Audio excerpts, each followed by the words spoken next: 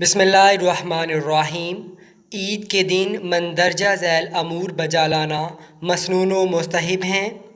مسواک کرنا، غسل کرنا، کپڑے نئے ہوں تو بہتر ورنہ دھلے ہوئے پہننا، خوشبو لگانا، صبح و سویرے اٹھ کر عیدگاہ جانے کی تیاری کرنا، نماز عید الفطر سے پہلے صدقہ فطر ادا کرنا، پیدل عیدگاہ جانا، ایک رستے سے جانا اور دوسرے رستے سے واپس آنا، نماز عید الفطر کو جانے سے پہلے طاق عدد کھجوروں یا شواروں کا کھانا یا کوئی اور میٹھی چیز کھا لینا۔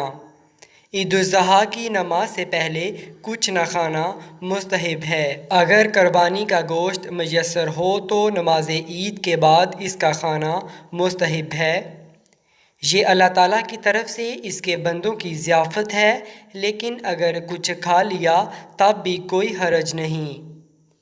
عیدین کی نماز کسی بڑے میدان میں ادا کرنا سنت ہے، لیکن بڑے شہر یا اس جگہ جہاں آبادی زیادہ ہو، ایک سے زائد مقامات پر عیدین کی اجتماعات بھی درست ہیں اور میدان کی بھی شرط نہیں۔ بڑی مساجد میں بھی یہ اجتماعات صحیح ہیں، جیسا کہ آج کل ہو رہا ہے، کہ اس کی اہم وجہ یہ ہے کہ اگر کسی ایک جگہ اجتماع ہوگا تو بہت سے لوگ نماز عید سے محروم رہ جائیں گے، کچھ تو حقیقی مشکلات کی وجہ سے اور کچھ اپنی سستی کے باعث۔ نماز عید کے لیے تکبیر تشریق کہتے ہوئے جانا، عید الاضحیٰ میں آواز بلند اور عید الفطر میں آہستہ کہنی چاہیے۔ عیدین کا خطبہ سنت ہے، یہ خطبہ نماز کے بعد ہوگا۔